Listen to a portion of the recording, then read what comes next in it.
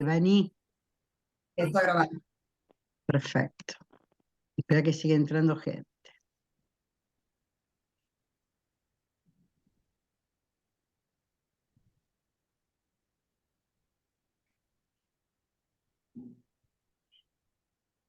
Bueno, ahora sí, en nombre del Instituto de Ciencias para la Familia, desde el área de formación continua, le damos la bienvenida a este webinar, Esperanza en tiempos de desesperanzas.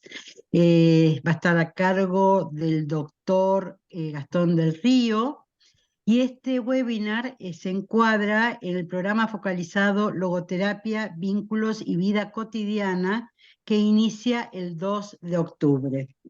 ¿Sí? Seguramente al doctor Gastón del Río lo conocen, pero les voy a decir un breve currículum de él. Es doctor, licenciado y profesor superior en psicología, docente universitario en carreras de grado en la carrera de psicología del Instituto de Ciencias para la Familia y la Escuela de Educación de la Universidad Austral. Es docente en posgrado en logoterapia y análisis existencial en universidades nacionales e internacionales y se desempeña como psicólogo clínico y psicólogo educacional, ex director de CLAE y miembro fundador de FUCLAE, asesor pedagógico de colegios, autor de 5 libros sobre educación y logoterapia, y dicta charlas y talleres en varias universidades e institutos de Argentina y Latinoamérica. Es coordinador de Familia Hacia el Sentido. Muchas gracias, Gastón.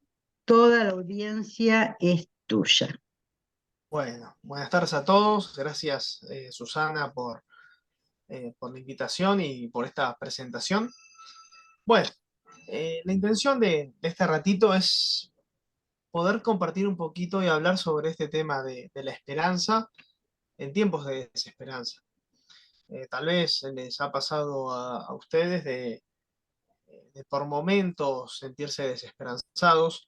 Uno a veces también prende la tele y el ánimo se nos va por el piso, o mismo habla con la gente y parece que hay un pesimismo, un fatalismo reinante.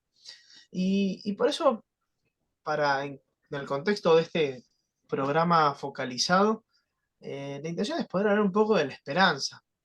¿Sí? Es interesante, sobre todo los que somos de Argentina, que se viene hablando de que estamos en crisis hace ya 3 meses. Y los procesos que pasaban antes, pasaban después, están pasando antes. Y un poco es para ver, bueno, qué es la esperanza y qué es lo que nos está pasando a nosotros, porque tal vez los tiempos nos llevan a la desesperanza. Por eso vamos a hablar de un par de cuestiones, ¿sí? Para empezar, así algo un poquito más amplio, ¿sí? Nosotros como personas, ¿sí? Y desde una mirada logoterapéutica, estamos arrojados al mundo, es decir, somos seres existentes, existimos, somos en el mundo. Y esto de ser arrojados parecería ser que nos pone ante una disyuntiva. Somos arrojados, algunos autores existencialistas, nihilistas, dicen somos arrojados hacia la nada. Pero podemos ser arrojados hacia la nada o arrojados hacia algo. Si es hacia la nada, ya va a ser esperable que la desesperanza reine entre nosotros, porque no hay nada que nos motive y nos convoque. Por el otro lado, si somos arrojados al mundo, si somos seres para algo, para alguien, empieza a cambiar la ecuación. Pero además, si somos seres arrojados al mundo, somos seres en relación con el mundo del cual somos parte. Y por un lado podemos hablar de que somos en relación con otros. ¿Sí? Hay otros, aquí estamos constantemente, convivimos con otras personas. Somos con otros, somos seres en relación con sujetos de nuestra misma especie. También por el otro lado, vivimos en un contexto, en un ambiente, en un entorno, y también nos relacionamos con ese mundo que nos rodea. El mundo más físico, el mundo natural, ¿sí? El mundo que es, ¿sí? Alrededor nuestro.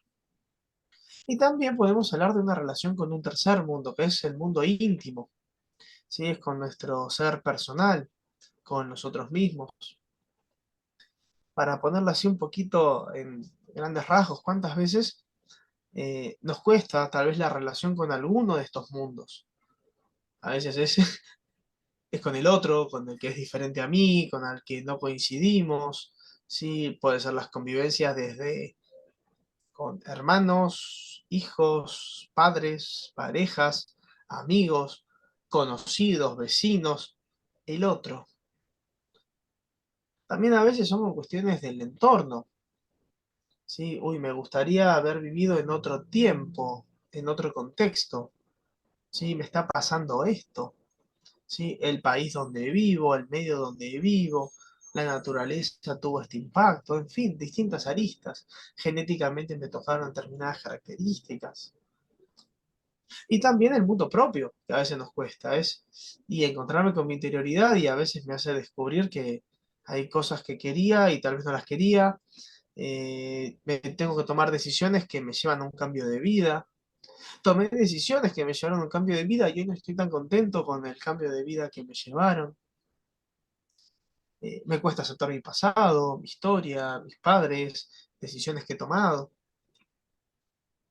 Pero también en esto de relacionarnos con nosotros mismos está lo que Víctor Frankl llama como la conciencia. La conciencia, que es el órgano de sentido que nos permite ir descubriendo esas estrellas, eso valioso en lo que nos va rodeando, en el mundo, ¿sí? Que no son valores así, lo valioso no es algo abstracto, es algo que en el fondo termina siendo encarnado en la persona.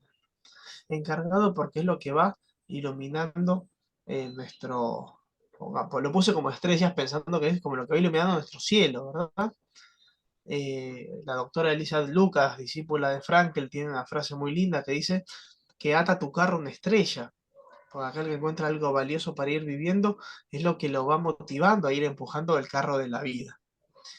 Y aquí también lo podemos encontrar, cuántas veces hay personas que para nosotros son valiosas, significativas, entornos que tienen ese mismo valor, experiencias, momentos, vivir acorde a determinados valores.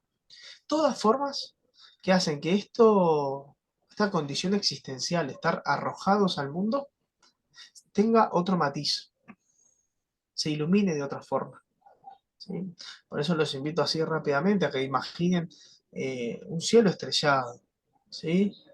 Un cielo estrellado que depende de la región geográfica donde estemos, el contexto ambiental, el ruido que tengamos, además, la contaminación lumínica, será lo que podamos ir viendo de ese mundo que nos rodea. Por eso estamos arrojados al mundo que puede ser ante la nada, como al principio aparecía la persona, o ante algo o alguien, como aquí aparece ya representado. Pero vamos un poquito más. Hace un par de semanas fue de vuelta noticia lo siguiente, ¿sí? Un asteroide que iba a impactar sobre la Tierra. Apenas escuché la noticia, dije, esto viene ideal para nuestra charla, ¿sí? Va a venir algo, ¿sí?, que puede impactar contra la Tierra y destruir la Tierra. Mismo hoy a la mañana, y estaba escuchando en la radio que también habían descubierto otro asteroide que matemáticamente tal vez llegaría a impactar en la Tierra en el 21, en el 2196. ¿Sí? No, tal vez no estamos ninguno de nosotros, pero igualmente la idea es lo que nos genera. Este teóricamente impactaba en el 2046, ya dijeron que no, así que podemos respirar tranquilos. Pero en realidad traigo esta imagen, porque es una imagen que muchas veces nos rodea. Es la imagen de que todo lo que es puede dejar de ser. Y ahí es donde nos vamos a empezar a meter en una vivencia, que es la vivencia de angustia. Cuando todos nosotros nos conectamos con algún aspecto de nuestra vida, de nuestra historia que es, pero tiene el potencial de dejar de ser, y nos empezamos a angustiar, nos empezamos a preocupar, nos empezamos a cuestionar sobre qué vivimos y cómo estamos viviendo. Cuando esto sucede es que hay la famosa frase, nadie se da cuenta, muchas veces las personas no se dan cuenta de lo que tiene hasta que lo pierde, toma sentido. ¿Sí? A mí personalmente estoy un poco en contra de esas frases, porque uno se puede dar cuenta de lo que tiene aún sin la amenaza o ante el hecho concreto de perderlo. ¿Sí? Pero entonces esto nos habla de lo siguiente: si bien este asteroide, ¿sí? Y está esta preocupación, y está esta angustia, ¿qué es lo que termina pasando? Y vuelvo acá, a donde estábamos, arrojados al mundo. Y muchas veces me empiezo a cuestionar y se me empieza a nublar la vista para ver qué es lo valioso. Y todas estas estrellas desaparecen. ¿Sí? Bueno, ya no hay algo valioso que me convoque, que me importe, por lo cual o para lo cual ir viviendo. También a veces ocurre de que eso me lleva a que los otros empiecen a dejar de tener lugar. ¿Sí? Y me importa lo mío, solamente mi subsistencia. Entonces empezamos a vivir como los corchos, que hay que mantenerse a flote. Sí, hay que ir sobreviviendo. Y me importa solamente mi bienestar. Y el otro que haga lo que pueda. Pero también ocurre de que tal vez se van a ir aturdiendo los sentidos. Y, a ver, esto no es un orden lineal, pero cada uno puede empezar por el lado que sea. Pero va pasando de que también me empiezo a perder de vista mi entorno, el mundo que me rodea. Y termino en un individualismo con este fuego que solamente me calienta a mí. Y si uno se expone al propio fuego, no terminamos más que quemándonos. Y termina pasando, en definitiva, que también nos olvidamos de nosotros mismos. Y aquí surge la pregunta, ¿verdad? ¿Dónde está la persona? ¿Dónde estoy yo? ¿Dónde está el otro? ¿Dónde está el mundo que me rodea? ¿Dónde están los valores? ¿Con qué contamos? Y en este contexto,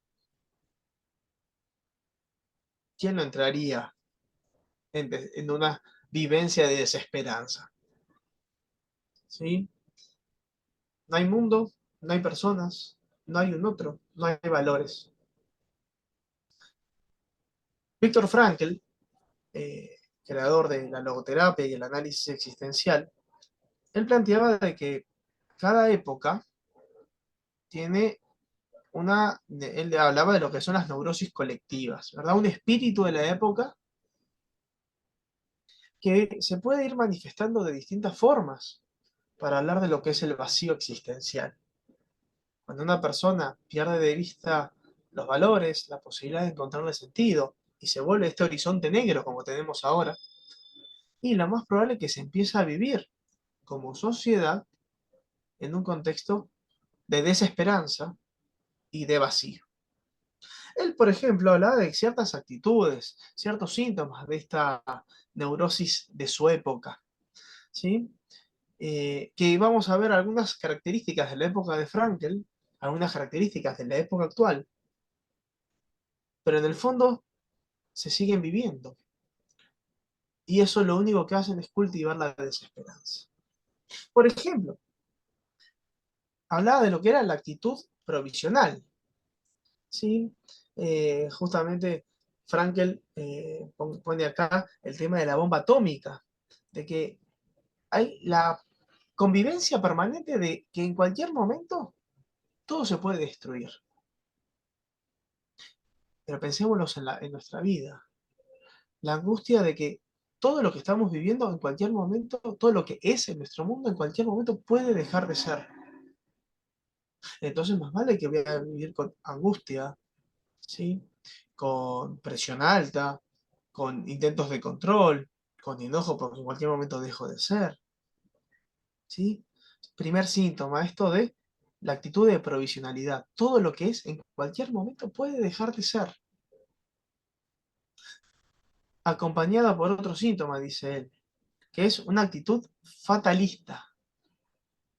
Una actitud fatalista que no es otra cosa que la resignación ante el destino personal, ¿sí? El fatalista no cree que pueda ser libre de hacer algo, no puede ser responsable, es que es víctima del mundo que le toca, de la situación social, la situación política, ¿sí? Entonces, que para él mismo ya no vale la pena nada, ¿sí? La vida no tiene ningún sentido, solamente hay que sobrevivir. Sí, entonces imaginémoslo, si en cualquier momento podemos dejar de ser y además soy víctima de todo lo que me sucede, en el fondo ya la persona no tiene nada para hacer. Acompañada por un tercer síntoma, dice, que es el pensamiento colectivista. ¿Sí? ¿Qué es lo que hacemos? Lo que hacen todos. ¿Sí? Lo único que importa, en este caso, ¿sí? Es desaparecer en medio de la masa, es ser uno más. ¿Hacemos qué? Lo que hacen todos. ¿Sí? Entonces, mis decisiones las cedo a la masa.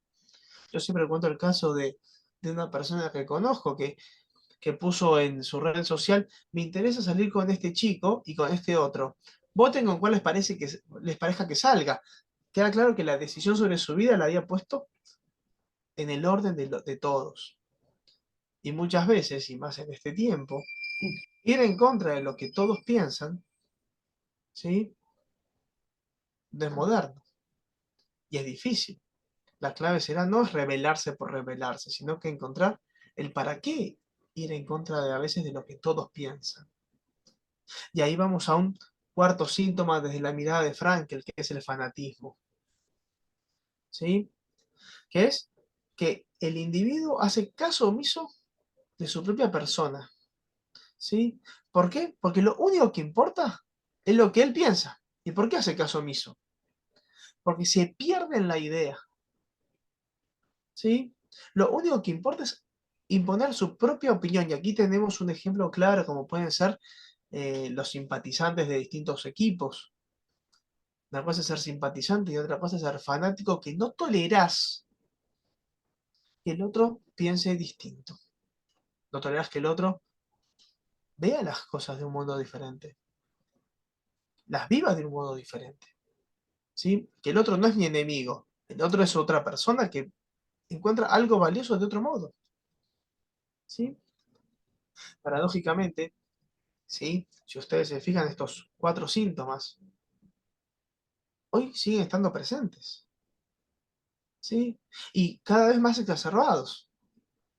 Y en el fondo, ¿qué es lo que terminan haciendo estas cuatro características? Invitan a que la persona se pierda de vista. Con la actitud provisional, deja de ser. Con el fatalismo, es esclavo de su destino. Con el pensamiento colectivista, la masa decide por él. Y con el fanatismo, exacerba una opinión y pierde su individualidad para poder encontrarse con el otro. Esto lo planteó Frankl hace 50 años y hoy sigue pasando. Y lo que podemos ver es que lo único que siembra es la desesperanza. Por el otro lado, ¿sí? El doctor García Pintos, hablando un poquito más de este tiempo, él dice también, vivimos hoy un síndrome de carencia valorativa, que nos lleva a justamente otros cuatro síntomas. En primer lugar, dice él, la depredación, que es que ya no cuidamos el mundo que nos rodea, esta casa común, y nos basamos en ¿qué? En la inmediatez del día a día. ¿Sí? Y voy a un ejemplo muy simple que tal vez nos ha tocado vivir. Hace unos años, cuando nos tocó vivir el tiempo de pandemia a todos, que frenamos, que pasaron muchas cosas, muchas emociones, muchas situaciones. También ocurría que muchas personas empezaron a dar cuenta del valor de ciertas cosas, de ciertos hábitos, de ciertos puntos de su cotidianidad, entre ellos el ambiente. Entonces de repente empezaron a reciclar, empezaron a hacer el compost, ¿sí? Y cuando queremos acordar, bueno, uy, tengo la compostera, sí, bárbaro. Pero la compostera me lleva tiempo. Clasificar los desechos me lleva tiempo. Y aquí ya me meto con una variable. El tiempo es un bien finito. Entonces, la clave es qué vamos a hacer con nuestro tiempo. Y si uno se fija en todos estos síntomas, las personas no se apropian de su tiempo.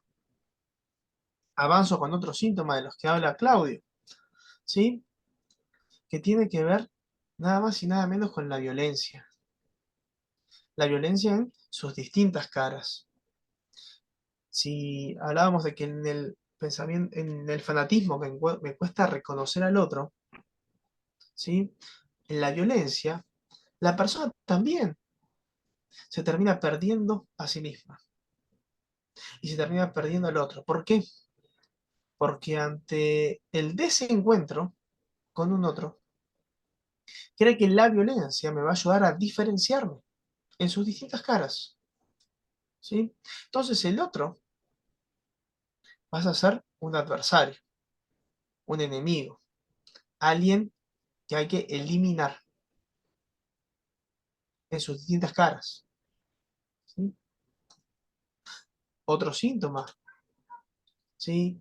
que Claudio va a hacer referencia es la desesperanza, ¿sí? Pero sobre todo visto desde la desorientación. No hay nada que me oriente. Hay una crisis de valores. Los valores son todos subjetivos. Todo es relativo. ¿Sí? Caemos en un relativismo, en un subjetivismo. Depende de lo que pienses. ¿Sí? Entonces no hay una brújula que me oriente. ¿Sí? ¿Qué es lo que está bien o está mal? ¿Sí? Entonces, ahí es cuando todo empieza a perder sentido. Ahí es cuando todo, ¿sí? Con lo que me enfrento no es otra cosa que con la nada. Y un cuarto síntoma que podemos encontrar tiene que ver con la incoherencia, ¿sí? Con la fragmentación, ¿sí? ¿Por qué? Porque la persona no se empieza a asumir en su humanidad. La persona no se asume en su tridimensionalidad. Y todos son comportamientos aislados, ¿sí? Entonces yo de repente hago una dieta para estar más flaco. De repente voy al psicólogo para hacer tal otra, para estar bien emocionalmente. De repente voy, ¿sí? A un gurú para que me diga lo que tengo que hacer con mi vida. Entonces de repente la persona, en vez de ser una unidad, ¿sí? Lo que termina siendo, ¿sí? Es estar fragmentada en distintos ámbitos, en distintas formas de ser. Y pierde de vista que es una unidad biopsicoespiritual y que el gran desafío es ser coherente con la persona que uno es. ¿Sí? Tomando en cuenta estos puntos, ¿sí? Si me quedo aquí, la desesperanza va a reinar. ¿Sí? Entonces vamos a un pasito más y nos vamos a encontrar con la querida Pandora. ¿Sí? Así rápidamente para recordar un poquito, cuando Zeus con su ejército de los nuevos titanes eh, logra derrotar el ejército de los titanes de su padre, que era Cronos.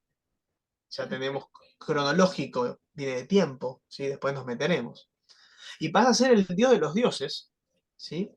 Él le indica a Prometeo que se ocupe de los mortales y a Piteo del reino animal. Ambos aquí en el mundo terrenal, ¿sí? Y por lo tanto lejos del monte Olimpo.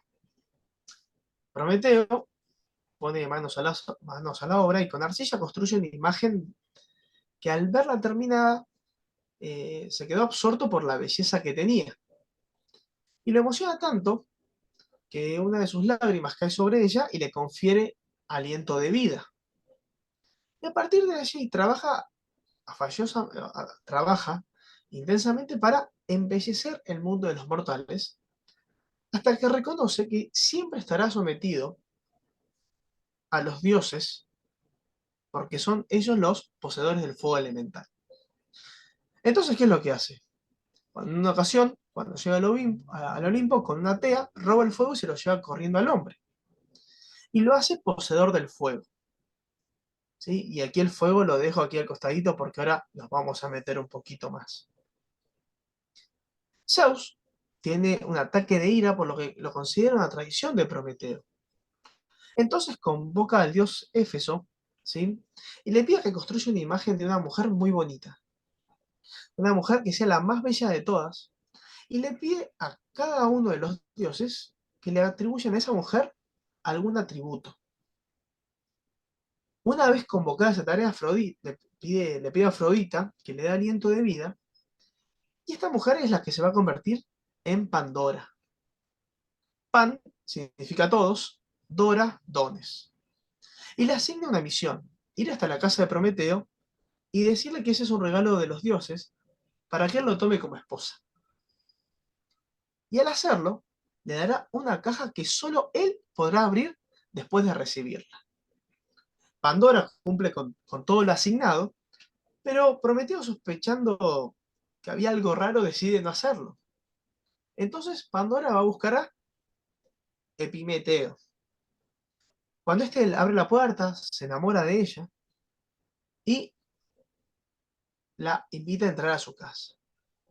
Adentro de la casa, Pandora, eh, con una profunda curiosidad, a ver qué tenía el cofre, lo abre y salen violentamente todos los males imaginables: la envidia, la guerra, la violencia, la enfermedad, las plagas, y que se dispersan por todo el mundo, arruinando la creación de Prometeo. La venganza de Zeus se vio concretada. Pero cuando Pandora pudo cerrar la caja, dice la leyenda, ¿sí?, solo una cosa quedó adentro, que fue la esperanza. Aquí, mitología griega. De ahí empezamos a hablar de la caja de Pandora, de la esperanza. ¿Y por qué lo traigo? Porque todo lo que vimos recién tal vez son manifestaciones de un vacío. Y la esperanza nos va a dar pie para poder encontrar sentido. La esperanza va a ser lo que nos va a ayudar a ir combatiendo todo lo que vimos recién. Y avanzo. ¿Sí? Nosotros estábamos acá, ¿verdad? Y muchas veces, ¿qué es la esperanza en el fondo? Van a haber muchas definiciones. De hecho, había autores y autores muy reconocidos, como por ejemplo el caso de Spinoza, de Goethe, que decían que la esperanza es un enemigo del ser humano porque debilita la voluntad. ¿Sí? Sin embargo, ¿sí?, eh, vamos a ver que la esperanza es una disposición bien profunda de las personas. Por eso, en primer lugar, vamos a diferenciarla con estos cuatro aspectos que también los atraviesan a nosotros como personas, pero no tienen que ver con la esperanza. Pero cada uno de ellos nos va a dar un pie para acercarnos a la esperanza. En primer lugar, muchas veces se confunde la esperanza con un deseo. Lo que pasa es que el deseo es una urgencia inmediata y desaparece cuando es saciada. A ver, yo tengo el deseo de comerme un chocolate. Una vez que me comí el chocolate, ya no tengo más el deseo. A veces también se la confunde con una expectativa, es que espera de algo concreto en un tiempo inmediato y desaparece ya cuando el hecho acontece. O, uy, yo tengo la expectativa, ejemplo, de que llegue esta charla. Una vez que acontece, ya listo, ya pasó. ¿Sí? A veces se la confunde con la ilusión, que es una especie de huida hacia adelante, una disposición a vivir en un futuro feliz, pero tal vez de dudosa realización. ¿Sí? Voy a un ejemplo. Uy, tengo la ilusión que Argentina gane el Mundial. Bueno, justo lo ganó. Es de dudosa realización porque juegan 32 equipos. Puede pasar como no. ¿Sí? Tengo la ilusión de que Boca gana el Libertadores. No sabemos qué va a pasar. Son menos equipos, menos partidos faltan. Pero bueno, ilusión. ¿Sí? También podemos hablar del optimismo. El optimismo como, a veces el optimismo desde este lugar de ver todo bien, negando la realidad inmediata, de quedarnos que todo es por algo, todo tiene algo de positivo. Sí, todo puede ser una oportunidad de crecimiento. ¿Sí? ¿Por qué lo traigo así? Porque la esperanza muchas veces se la confunde con alguno de estos cuatro elementos. Que digo, no está mal tener deseos, expectativas, ilusiones, optimismo, al contrario, son aspectos que muchas veces hasta son motivantes. ¿Sí? Pero la esperanza es mucho más. ¿Sí? Y para empezar a ir viendo de qué se trata la esperanza. No es una urgencia inmediata. sino que es una disposición continua. Ya hablar de que es una disposición continua nos habla de que es un acto intencional, de que depende de nosotros orientarnos sabiendo de que puede haber esperanza. Por eso, y hablando desde el aspecto psicológico, eh, hablar de esperanza va a ser también hablar de que necesitamos algo de fe.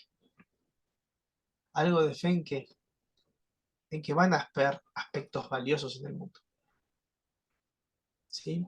De que las personas podemos descubrir lo valioso y actuar acorde a ello. ¿Sí? La fe que tiene que ver con esa confianza sin ver. ¿Sí? Por nuestro inconsciente espiritual, dice Frankel, nosotros tenemos una tendencia a vivir actos de fe. ¿Sí? Después, no hay que confundirlo con la expectativa, ¿sí? Porque la expectativa, ¿sí?, espera algo concreto.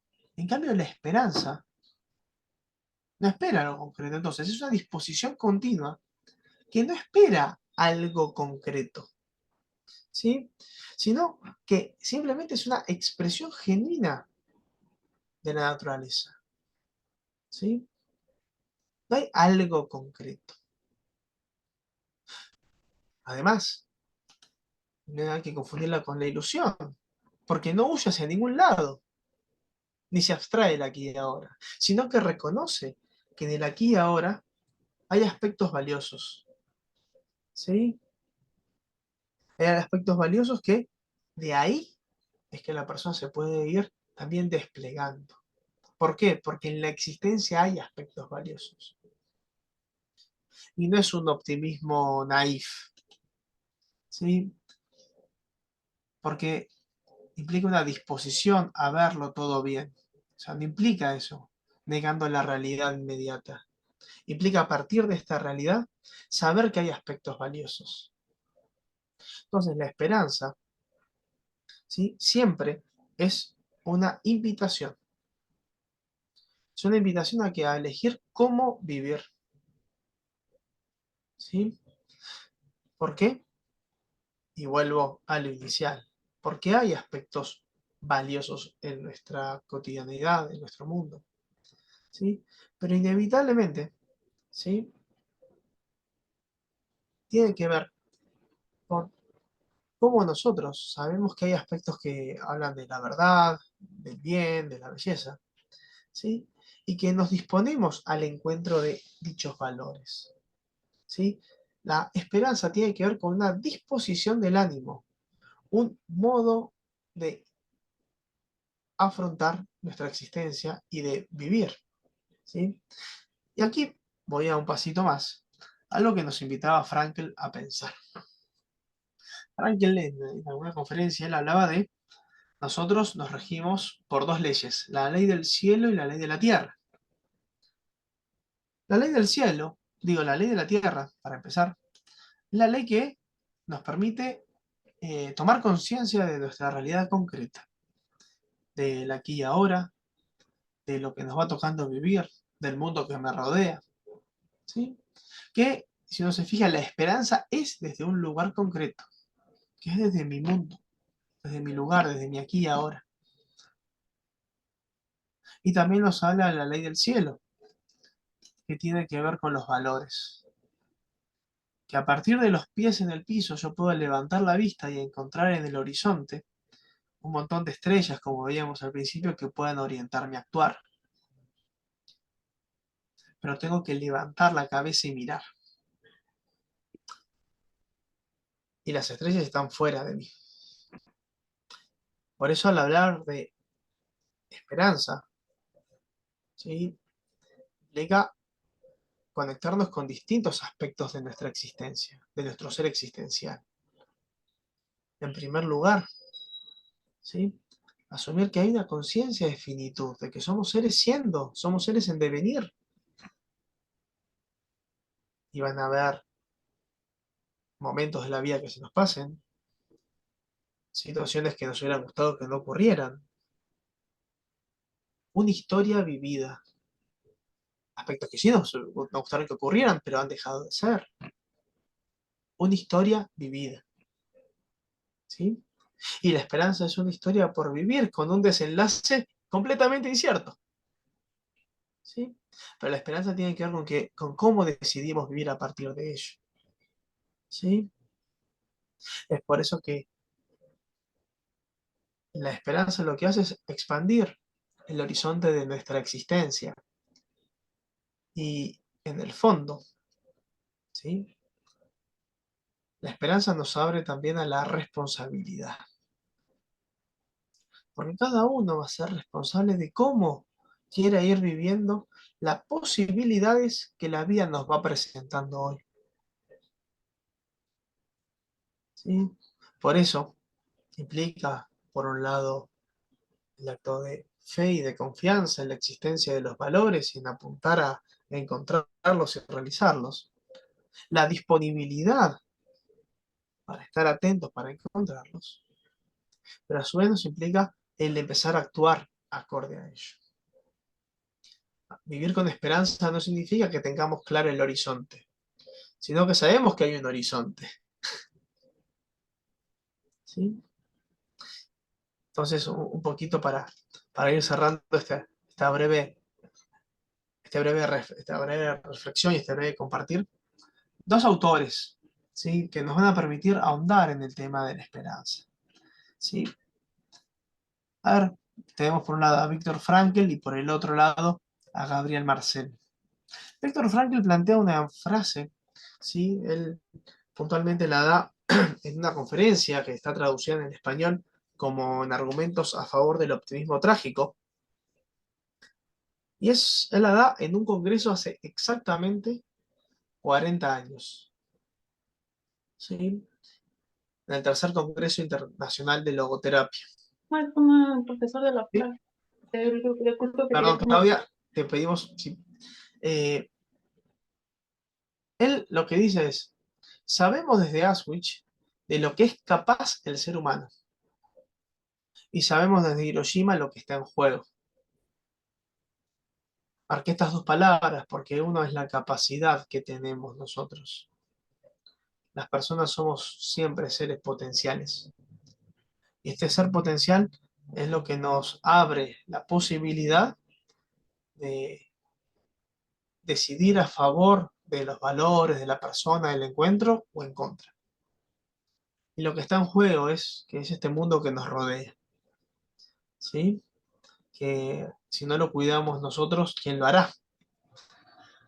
Y Gabriel Marcel tiene una frase sobre la esperanza que me encantó, que dice, la esperanza siempre es posible en un mundo donde hay lugar para el milagro,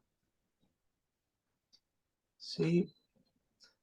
Y tomando en cuenta ambos genios, ¿sí?, se me ocurrió poner una frasecita, ¿verdad? Que dice lo siguiente, si nos fijamos, la esperanza, como esa disposición continua que tenemos nosotros, ilumina la capacidad de las personas para que sucedan los milagros,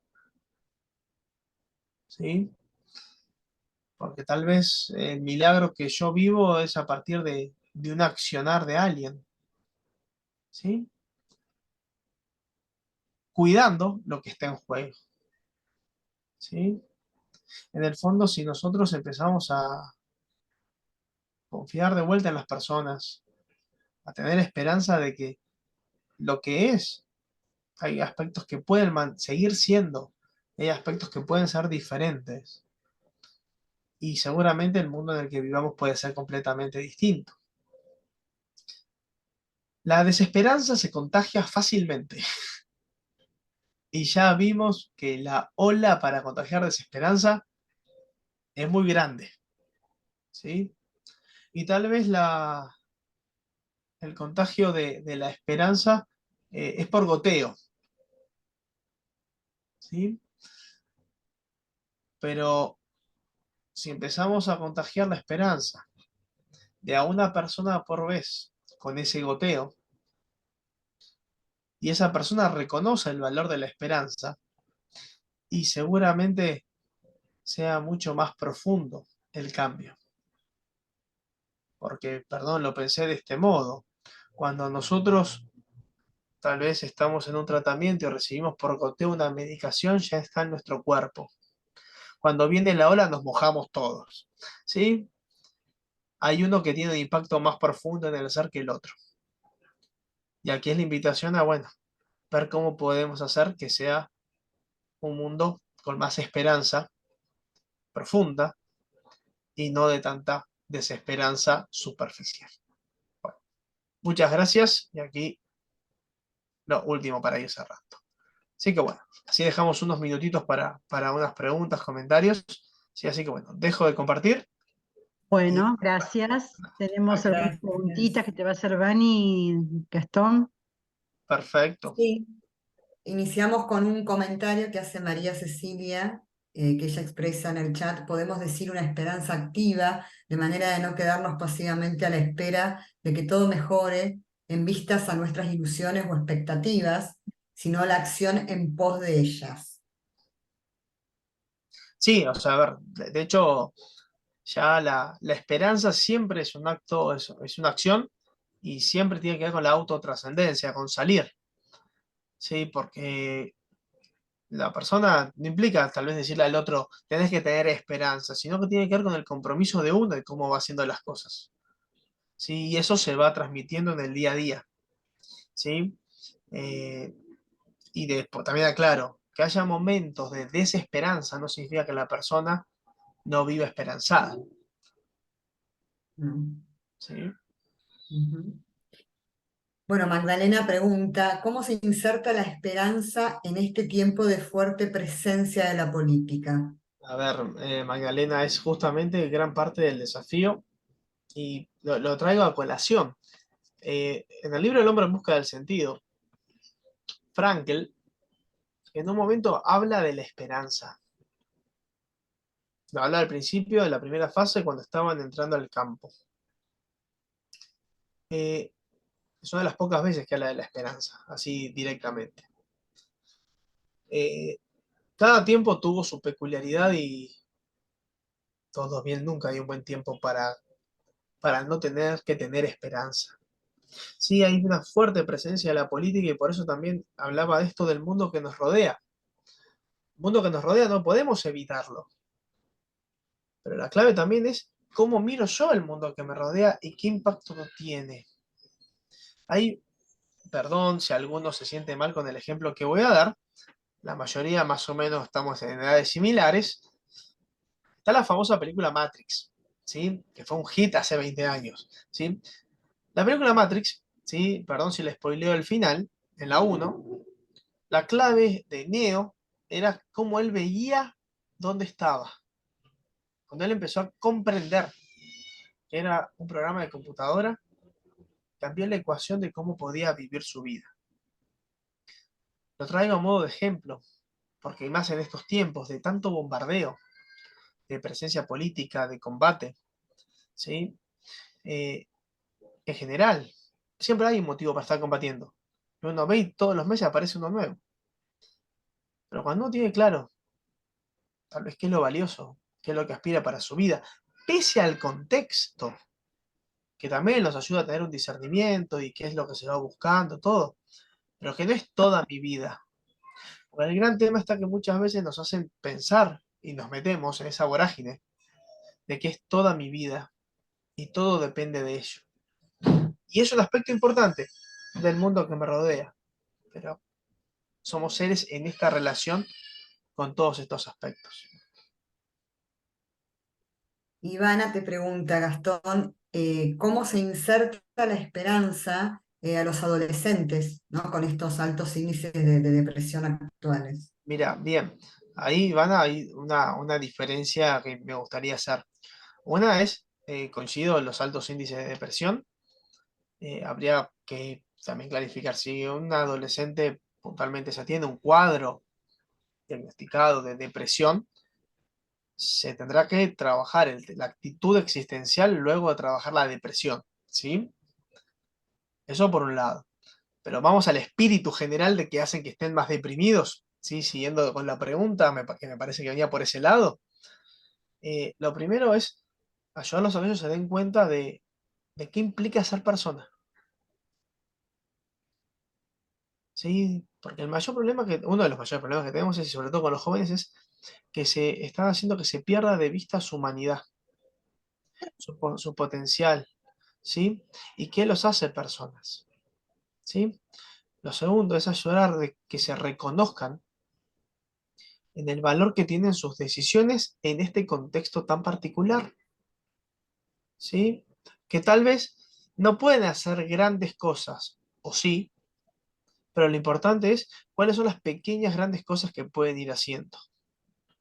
La esperanza o la desesperanza se pueden contagiar, ¿sí? ¿Sí? Pero, no, bueno, vos haciendo esto no lográs nada. Ya tal vez logro algo pequeño en mi mundo concreto que me rodea, ¿sí? Pero esto tiene que ver con cómo yo asumo mi existencia. Entonces, el gran desafío, y los adolescentes están muy proclives a estos, es cómo ayudarlos a que se reconozcan y reconozcan el mundo que los rodea y el impacto de lo que pueden brindar, que es un montón, ¿sí?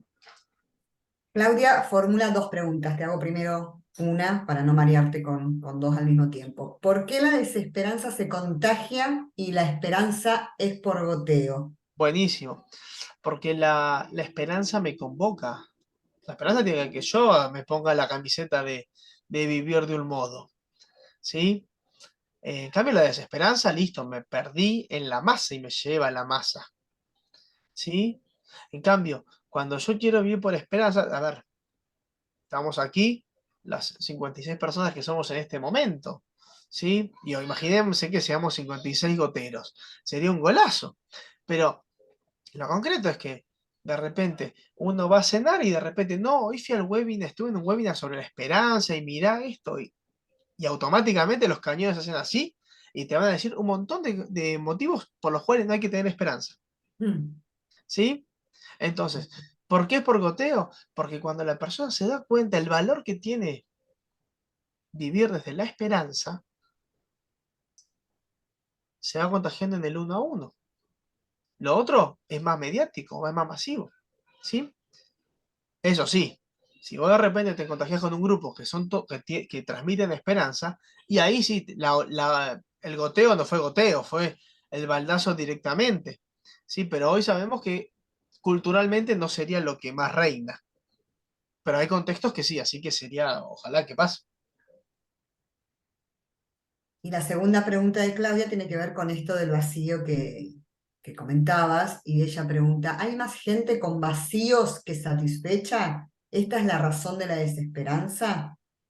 A ver, nosotros podemos estar siempre expuestos al vacío existencial, ¿sí? Siempre estamos expuestos. Y no es el problema, ¿sí? El problema es cuando nos quedamos en ese vacío y empezamos a vivir en una cultura y trabajamos, vivimos y promovemos una cultura del vacío. Esa cultura del vacío es lo que va a generar y va a promover la desesperanza, ¿sí? Porque si lo que importa, y voy a un ejemplo tal vez muy común, si lo que importa es tener el último iPhone 8, ¿sí? No sé qué número de iPhone habrá. Si lo que me importa es tener el último iPhone 8 y siento que mi vida no vale nada si no tengo el iPhone 8, y queda claro que tal vez tenemos un desacople en lo que es lo valioso, ¿sí? Entonces, el vacío, Frankl hablaba de que cuando se instala y la sociedad empieza a vivir desde un vacío y se instalan estos síntomas de la neurosis colectiva, y en el fondo lo que se va promoviendo es la desesperanza, ¿sí? ¿Por qué? Porque la esperanza siempre se tiene que ver con los valores y la desesperanza con el vacío. Y Cristina realiza un comentario, dice que hay situaciones en la vida que nos llevan a esperar contra toda esperanza, y formula una pregunta con respecto a la bibliografía. Ella pregunta si las citas que tomaste de Viktor Frankl, son del libro El hombre en busca de sentido. No, no, no, no, no. O sea, las citas que tomé son puntualmente de un libro que se llama Teoría y Terapia de las Neurosis, ¿sí? Que ahí es donde Frankl desarrolla el tema de las neurosis colectivas con mayor profundidad, y después de distintas fuentes. Sí, depende, porque conferencia que les mencioné de los argumentos a favor del optimismo trágico, esa misma conferencia sí aparece en el libro El hombre en busca del sentido, pero en la edición en inglés. Mm. Sí, son datos anecdóticos, sí, pero bueno, tengo esos datos. Perfecto, Gastón. Bueno, por el momento no hay más Muy bien. preguntas. ¿Alguno quiere hacer algún comentario que no haya puesto en el chat? Bueno, y ahora viene la parte de los elogios, Gastón. ¿Querés que te los leamos o los lees vos? No, ya leí, gracias. Bueno, Sí, esos nunca faltan para terminar, así que está no, bueno, qué buenísimo. alegría. Bueno, no solo agradecemos a Gastón que haya aceptado nuestra invitación estar en el día de hoy, sino que también a todos ustedes por haber concurrido, por haber participado y esperamos seguir en contacto para los próximos encuentros. Muchísimas gracias. Gracias. Vivamos Gracias a con todos. vivamos con esperanza. Sí, Tal vamos cual, con esperanza. gracias, un gustazo, Gracias. Gracias, A todos. gracias. Gracias. Chao, chao. Muchas gracias.